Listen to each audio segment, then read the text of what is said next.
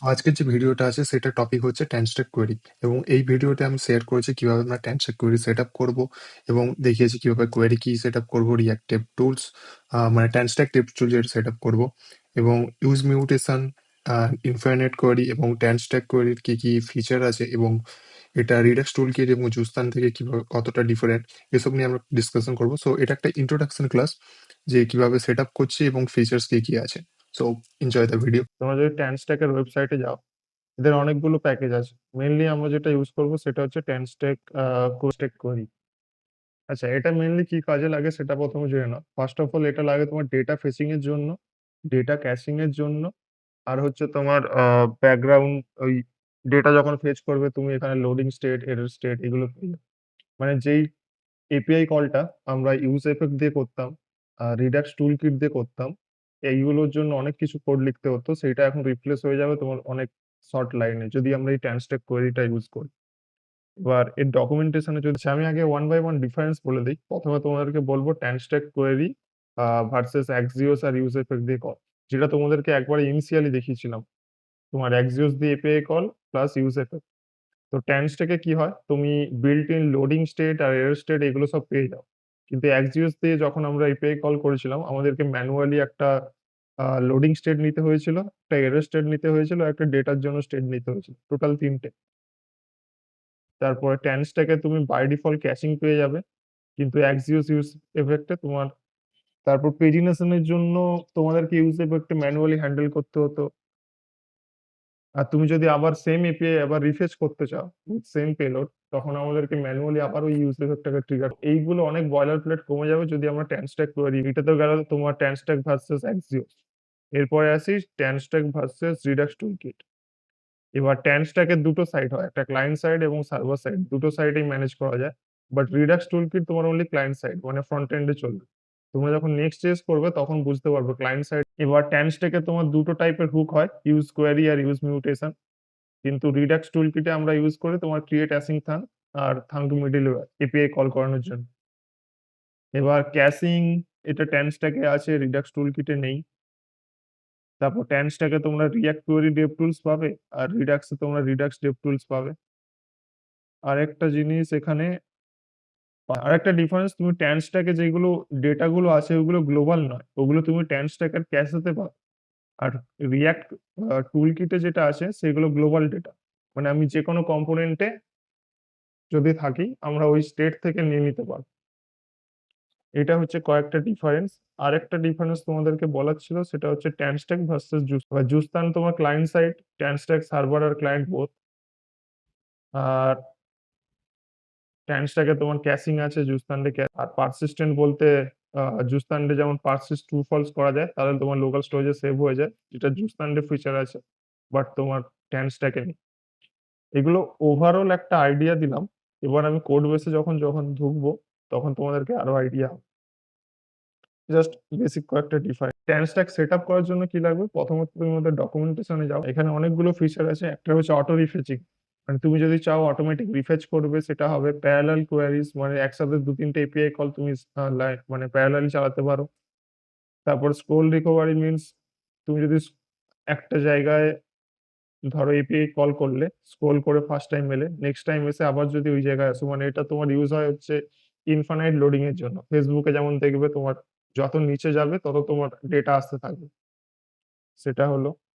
তারপর offline support আছে, request cancel করতে পারবে, অটোমেটিক পেজিনেশন আছে, automatic caching, mutation for infinite call. তো এইগুলো অনেক ফিচার আছে যেগুলো যদি আমরা রিডাক্স টুলকিট বা নর্মাল অ্যাক্সিওস ইউজ এফেক্ট দিয়ে করতে চাই তো আমাদেরকে অনেক এক্সট্রা লিখতে হবে এবং অনেকগুলো এজ কেস আমাদেরকে হ্যান্ডেল করতে হবে। তো সেইগুলো আমরা স্কিপ করে দিচ্ছি উইথ ইউজিং ট্যানস্ট্যাক টু। এবার ট্যানস্ট্যাক সেট আপ করার জন্য কি লাগবে, দুটো জিনিস লাগবে। একটা হচ্ছে তোমার প্রথমত এনপিএমটা ইনস্টল করবে, স্টেপ বাই স্টেপ লিখছি। ফার্স্টে তো আমরা এনপিএমটা ইনস্টল করব। সেকেন্ড হচ্ছে রিডাক্সে যেমন আমরা একটা প্রোভাইডার ইউজ করতাম, রিডাক্সে আমরা কি করতাম, প্রোভাইডার ইউজ করতাম। সেম এখানেও একটা প্রোভাইডার দিয়ে আমাকে পুরো অ্যাপ্লিকেশনটা র‍্যাপ করতে হবে এবং প্রোভাইডারটার নাম হচ্ছে কোয়েরি ক্লায়েন্ট প্রোভাইড। তো এটা সেকেন্ড স্টেপ। এবার রিডাক্স টুলকিটে আমরা কি করতাম, প্রোভাইডার হলো আর প্রোভাইডারে একটা আমরা অ্যাট্রিবিউট পাস করতাম, স্টোর ইকুয়াল টু স্টোর, যে স্টোরটা আমরা বাইরে থেকে ক্রিয়েট করতাম। তো সেম এখানে স্টোর পাস করব না, এখানে কোয়েরি ক্লায়েন্ট ব্যাস এটা হলো তোমার সেটআপ। কোয়েরি ক্লায়েন্ট পাস করতে হবে। এরপরে আমরা ইউজ কোয়েরি অথবা ইউজ নোটেস গুলো ইউজ করতে পারি। 4টে স্টেপ ইনস্টল করবে, কোয়েরি ক্লায়েন্ট প্রোভাইডার বানাবো, তারপর ওতে কোয়েরি ক্লায়েন্ট পাস করব, ব্যাস। তারপরে আমরা এই হুকগুলো ইউজ করতে পারবো। এবার আমি কোডে গিয়ে দেখাচ্ছি। তো প্রথমে এদের ডকুমেন্টেশনে যাও, প্যাকেজটা ইনস্টল করো, yarn add tanstack/react hyphen query, এটা আমাদেরকে ইনস্টল করতে। এটা ইনস্টল হলো। আরেকটা জিনিস লাগবে, সেটা হচ্ছে ডেভ টুলস। সেটার জন্য আরেকটা এক্সট্রা প্যাকেজ আছে, সেটা হচ্ছে tanstack react কোয়েরি। দুটো প্যাকেজ ডাউনলোড করলাম, একটা হচ্ছে তোমার tanstack কোয়েরি আর একটা হচ্ছে ডেভ টুল। এই ডেভ টুল দিয়ে আমরা চেক করতে পারবো যে কোন কোয়েরি কল সার্ভার তো চলছে। এবার যদি তুমি ওদের ডকুমেন্টেশনে যাও, প্রথমে এটা সেটআপটা দেখো, কোয়েরি ক্লায়েন্ট প্রোভাইডার, তারপরে ওটা প্রোভাইডারে যেটা বললাম তোমাদেরকে, ফার্স্টে তুমি ইনস্টল করলে, তারপর প্রোভাইডার আর কোয়েরি ক্লায়েন্ট পাস করে হোল অ্যাপ্লিকেশনটা র‍্যাপ করতে হবে। এখানেও ওরা সেম করেছে, কোয়েরি ক্লায়েন্টটা বানিয়েছে, তারপর কোয়েরি ক্লায়েন্ট প্রোভাইডারের ভেতরে client equal to query client এটা পাঠিয়ে আর পুরো অ্যাপ্লিকেশনটা র‍্যাপ করেছে। তো এই সেটআপটা সেম আমরাও ফলো করব। যাব হচ্ছে অ্যাপ ডট, এখানেই আমরা রিডাক্স, এখানে তোমার ব্রাউজার রাইটার, তারপর ম্যাটেরিয়াল ইউআই থিম, এগুলো সব সেটআপ করেছি। এখানে কোয়েরি ক্লায়েন্টটাও এবার সেটআপ করব। তো প্রথমে তোমাকে বানাতে হবে query client equal port query client তারে tanstack এটা হলো। আরেকটা জিনিস আমি ইম্পোর্ট করব, সেটা হচ্ছে কোয়েরি ক্লায়েন্ট প্রোভাইডার, আর পুরো অ্যাপ্লিকেশনটাকে কোয়েরি ক্লায়েন্ট প্রোভাইডার, এখানে ক্লায়েন্ট ইকুয়াল টু কোয়েরি, এটা তোমার জাস্ট কোয়েরি ক্লায়েন্টটা সেটআপ। এবার নেক্সট জিনিস সেটআপ করতে হবে তোমার ডেভ টুলস। ডেভ টুলস এর সেটআপের জন্য তুমি এদের নিচে এসো, এই যে ডেভ টুলস, এখানে যাবে, দেখবে এখানে ডেভ টুলসটাকে ইম্পোর্ট করবে। যে রিঅ্যাক্ট করে Dave tools from tanstack react করে ডেভ টুলস, এখান থেকে ইম্পোর্ট করছে। আমরাও সেম এটাকে ইম্পোর্ট করব। এবার এটাকে জাস্ট এইভাবে ফেলে দিলেই তুমি অ্যাপের এখানে ফেলে দাও। বাট মেক সিওর এই রিঅ্যাক্ট কোয়েরি ডেভ টুলস যেন কোয়েরি ক্লায়েন্ট প্রোভাইডারের ভেতরেই থাকে, বাইরে দিলে কিন্তু এবার যদি তুমি ওয়েবসাইটে যাও, এই যে ডেভ টুলস এর জন্য এখানে দেখবে একটা ছোট্ট করে আইকন অ্যাড হয়ে গেছে। এবার এটাকে যদি ক্লিক করো, তোমার পুরো ওয়েব খুলে যাবে। এবার এখানে কি লিস্টিং থাকবে, দুটো টাইপের হুক হয় তোমার tanstack এ, একটা হচ্ছে কোয়েরি আর একটা হচ্ছে মিউটেশন। তো এখানে যেইগুলো আমরা পরপর কল করব, ওয়ান বাই ওয়ান এখানে ঢুকতে থাকবে। এখন যেহেতু কল করিনি, তুমি দেখতে বাট এটা তোমার ডিবাগের জন্য সুবিধা হবে যে তুমি যে এপিআই কলগুলো করেছো, তোমার ক্যাশেতে কি ডেটা আছে, এগুলো সব তুমি দেখতে পাবে। এটা তো গেল তোমার নরমাল সেটআপ এখানে। এবারে আমরা ইউজ করব কি? এবারে এখানে যেটা বললাম যে ইনস্টল হলো, কোয়েরি ক্লায়েন্ট হলো, কোয়েরি ক্লায়েন্ট পাস করানো হলো। এবার হচ্ছে আমরা ইউজ কেস ইউজ করছি। আমরা এই হুকটা তো ওপর দিয়ে বলে দিচ্ছি। ইউজ কোয়েরি কি হয়, তোমার আমরা যে এপিআই কলটা করতাম ইউজ এফেক্ট দিয়ে, এক্সিওস দিয়ে, মানে কম্পোনেন্টে ঢুকেই আমাকে একটা এপিআই কল করতে হতো। সেটার জন্য আমরা ইউজ কোয়েরি ইউজ করব। যেটা কিনা আগে ইউজ এফেক্ট আর এক্সিওস দিয়ে ইউজ করতাম। তো ওইটা এবার আমি তোমাদেরকে দেখাচ্ছি। এই ধরো এই যে হোম পেজটা আছে, এখানে এই যে এপিআই কলটা আমরা করেছি। তো এখানে এপিআই কল করার জন্য আমি কত কিছু নিয়েছি দেখো। এটা রিডাক্স টুলকিট দিয়ে করা। ৩টে টোটাল স্টেট নেওয়া আছে। প্রোডাক্ট ডেটা, তারপরে এখানে ইউজ এফেক্ট এর থ্রু দিয়ে আমরা ডিসপ্যাচ করেছি। আর এখানে থাঙ্কের আলাদা লজিক লেখা। নিচে আরো অনেক এক্সট্রা। তো এইগুলো এখন রিপ্লেস হয়ে যাবে অনেক, তোমার ৩-৪ লাইনে হয়ে যাবে যদি তোমরা ইউজ কোয়েরি ইউজ করো। তো হোমের এক্সাম্পলটা এরকম যেমন আছে থাকুক। আমি আরেকটা এক্সট্রা পেজ, এই নামে আমি একটা আলাদা পেলাম। আর এটাকে রাউটিং এর এখানে আমি রাউন্ডটা, এবার আমি কি করব, এখানে এগুলোকে আমি আপাতত কমেন্ট আউট, আমরা ইউজ করব কি ইউজ কোয়েরি। তো এটা সিনট্যাক্সটা ভালো করে দেখো, constructor equal to use query. এবার এখানে তোমাকে অনেক কিছু পাস করতে হবে। দুটো জিনিস ইম্পর্টেন্ট ফর তোমার ইউজ কোয়েরি, সেটা হচ্ছে কোয়েরি কি অ্যান্ড সেকেন্ড হচ্ছে কোয়েরি ফাংশন, কোয়েরি এফএন। এবার কোয়েরি এফএন এর মধ্যে কি যাবে, এখানে অ্যাকচুয়ালি এক্সিওস ফাংশনটা পাস করতে হবে। এক্সিওস ফাংশনটা এখানে পাস, এবার এক্সিওস এখান থেকে ঝেপে নিচ্ছি প্রোডাক্ট, আগে যে ফেচ প্রোডাক্ট। আচ্ছা, এইখানে আরেকটা জিনিস বলে দিই। এবার তোমরা বুঝতে পারবে যে প্রোডাক্ট এপিআই গুলোকে এইভাবে আলাদা রাখা হচ্ছে কেন। এভাবে আলাদা রাখার কারণ হচ্ছে, এটা হচ্ছে তোমার জাস্ট এপিআই কলিং এর লজিক, মানে এন্ড পয়েন্ট আছে এন্ড এখান থেকে জাস্ট ডেটাটা রিটার্ন করছে। তুমি সেম ফাংশনকে দুভাবে ইউজ করতে পারছো। একটা তো ইউজ করছো তুমি স্লাইসের ভেতরে, আর একটা ইউজ করতে পারো তুমি নরমাল ইউজ এফেক্ট এর ভেতরে, আর একটা ইউজ করতে পারো তুমি এখানে ইউজ কোয়েরি। তো তোমার এটা পুরো সেপারেট হয়ে গেল, মানে এপিআই এন্ড পয়েন্ট কলিং এর লজিকটা। এই জন্য আমরা এইভাবে এতটা ভেঙে করছি। যে এন্ড পয়েন্ট আলাদা থাকে, ফাংশন আলাদা থাকে। এইটার ফোল্ডারটা দেখো, এটা এখানে আছে এপিআই এর ভেতরে। বাট ঠিক। এই এপিআই মেথডটা ইউজ হচ্ছে তোমার স্লাইসের। হ্যাঁ, এটাই বলেছিলাম যে তুমি ফেচ প্রোডাক্ট লিস্টটা আলাদা আছে, মানে প্রোডাক্ট এপিআই আছে, এটাকে তুমি ৩ ভাবে ইউজ করতে পারো। স্লাইসে ইউজ করতে পারো, নরমাল ইউজ ইফেক্টের থ্রু দিয়েও কল করতে পারো। আর এখন যেটা দেখাচ্ছি ইউজ কোয়েরির থ্রু দিয়েও করতে পারো। এবারে এখানে আমাদেরকে দিতে হবে কোয়েরি কি। এবার তুমি এখানে কোয়েরি কি যদি যা ইচ্ছা দাও, ধরো নবীন নামে কোয়েরি কি দিলাম। এবার এখানে কিন্তু এপিআই কলটা হয়েছে, ঠিক আছে? এবার যদি এখন DevTools-টা খুলি, এখানে দেখো কোয়েরিজ এর মধ্যে তোমার একটা এন্ট্রি এড হয়েছে। আর নামটা কি হয়েছে? নবীন। কারণ কি? কোয়েরি কি যেটা দিয়েছি সেই নামেই কিন্তু ক্যাশেতে তোমার 1 বাই 1 ঢুকতে থাকবে। এবার এটাকে যদি ওপেন করো, তুমি এর পুরো ডিটেইলস পেয়ে যাবে। এটা হচ্ছে তোমার ডেটা। আমি বড় করে তোমার ডেটাতে কত কি রিটার্ন পেয়েছো সেটা দেখতে পাবে। তারপরে এরর আছে কিনা, ডেটা কতবার আপডেটেড হয়েছে, স্ট্যাটাস সাকসেস, এগুলো সব তুমি অ্যাট্রিবিউট পেয়ে যাবে। এবং ক্যাশে কি এবার যদি আমি চেঞ্জ করে দিই, ধরো আমি প্রোডাক্ট লিস্ট নামে দিচ্ছি, ঠিক আছে? কিন্তু তোমার প্রোডাক্ট লিস্ট নামে এটা অ্যাড হয়ে গেছে। আর নবীনটা তোমার আগে থেকেই ছিল। তো এবার যদি পুরো পেজটা আবার রিফ্রেশ মারি, তোমার শুধু প্রোডাক্ট লিস্টটাই তুমি দেখতে পাবে। এবার এই সেম জিনিস, মানে আমি যে পেজে ঢুকলাম, পেজে ঢুকেই একটা এপিআই কল হবে। এটা যদি আমরা ইউজ ইফেক্ট দিয়ে করতাম, তখন আমাদেরকে দেখো কতগুলো লাইন লিখতে হচ্ছে। 1, 2, 3, 4, 5, 6 লাইন। কিন্তু এখন তোমার ওটা রিপ্লেস হয়ে গেছে, তোমার অনলি 2 লাইন। এটা আমি যখনই পেজে ঢুকছি, আমি যদি নেটওয়ার্কটাও ইন্সপেক্ট করে দেখাই তোমাদেরকে, পেজে ঢুকেই সঙ্গে সঙ্গে একটা এপিআই কল। এবার সেম জিনিস যদি ইউজ ইফেক্ট, আবার সেম জিনিস দেখো তোমার ইউজ ইফেক্ট দিয়ে কল করলাম, কিন্তু এখানে দুবার করে কল হয়েছে। বাট তুমি যদি ইউজ কোয়েরি কল করো, তো একবারই কল হবে। তো তোমার রিরেন্ডারিংটাও কম, একবারই কল হয়েছে। এবার যদি এখানে তুমি ডেটাটাকে কনসোল লগ করি, এই যে ডেটা, এখানে তুমি অনেকগুলো লিখে এটাকে পুরো কনসোল করলাম, কনসোল ডট। তো এটার মধ্যে এটাকে ওপেন করলাম, মধ্যে দেখো এতগুলো ডেটা পাবে, তারপর এরর আছে কিনা, এরর কতবার আপডেট হয়েছে, কারেন্ট স্ট্যাটাস, এতগুলো লোডিং এ কোনো এরর আছে কিনা, ইনিশিয়াল লোডিং, তারপরে রিফ্রেশ হলেও তুমি আবার একটা স্টেট পেয়ে যাবে। তো এগুলো আমি দেখাচ্ছি পর। তো এখানে পাবে তুমি ডেটা আর লোডিং স্টেট দেখানোর জন্য আগে যেটা আমরা একটা ইনিশিয়ালি অন্য স্টেট নিয়ে বাই ডিফল্ট ম্যানিপুলেট করেছিলাম, সেটা এখন তুমি এখানে পেয়ে যাবে। এইগুলোকে এখানে কন্ডিশনটা এবার আমি চেঞ্জ করব কিছু কিছু। এটা হবে যদি ইজ লোডিং হয় তখন আমি লোডার দেখাবো, আর যদি এরর থাকে তখন আমি দেখাবো যে সামথিং ওয়েন্ট রং। আর ডেটা দিয়ে আমি জাস্ট ম্যাপ করিয়ে দেবো। তো এখন দেখো তোমার ডেটাটা চলে এসছে, কিন্তু কাজ আমাদের সেম করছে, বাট কোড আমাদেরকে অনেক কম লিখতে হবে। তুমি দেখো কয়েক লাইন লিখেছো, 1, 2, 3 লাইন। 3 লাইনে তোমার ডেটা চলে এসছে, ইজ লোডিং চলে এসছে, এরর স্টেট চলে এসছে। যেটা আগে আমরা ম্যানুয়ালি ঘুরিয়ে ঘুরিয়ে করেছিলাম। ইউজ ইফেক্টের থ্রু করলে তোমাকে পুরো ম্যানুয়ালি। এবার ধরো তোমার মনে হলো যে আমি এটাকে আবার রিফেচ করাবো কিছু সার্টেন কন্ডিশন। এবার এখানে আমি একটা ইনিশিয়াল ভ্যালু ধরো 0, এন্ড এখানে আমি একটা বাটন করতে চাইছি। আমি এই যে বাটনটাকে যখন আমি ক্লিক করব, ইনক্রিমেন্ট করবো এক এক করে, তো এই এপিআইটা আবার কল হবে। এটা হচ্ছে আমার রিকোয়ারমেন্ট। অন ক্লিক সেট এখন 0। এবার এখন যদি ক্লিক করি কিছু হবে না, এটা জাস্ট এপিআই তোমার নাম্বারটা ইনক্রিজ করবে। বাট এপিআই কল কিন্তু যদি নেটওয়ার্কে যাও, এখন কিন্তু এপিআই কল কিছুই হচ্ছে না।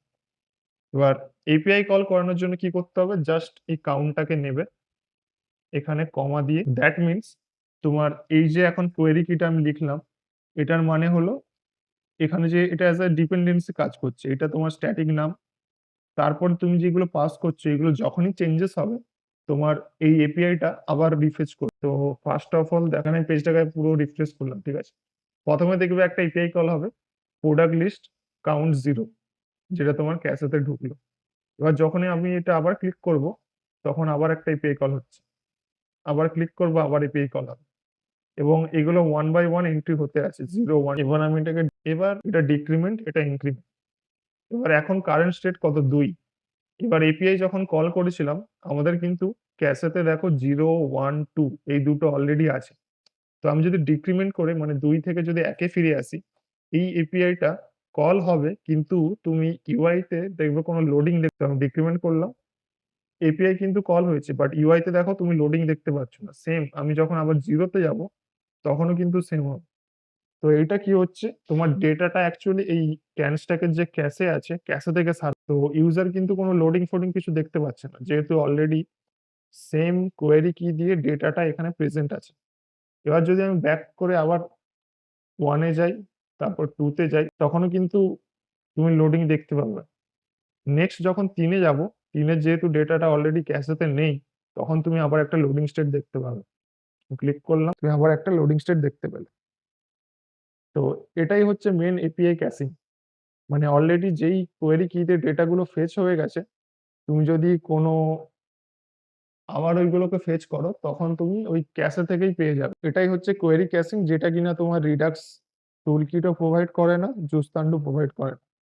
ট্যানস্ট্যাক এটা তোমাদেরকে প্রোভাইড। অ্যান্ড এই যে কোয়েরি ক্যাশিংটা আছে, এটা কমপ্লিটলি ডিপেন্ড করছে তোমার এই কোয়েরি কি এর। এবার এখানে কোনো একটাকে যদি তুমি ওপেন করো, ধরো প্রোডাক্ট, এটার যদি ডিটেইলস গুলোকে দেখো, এখানে তুমি দেখতে পাবে যে এই ডেটাটা 4 বার আপডেট হয়েছে।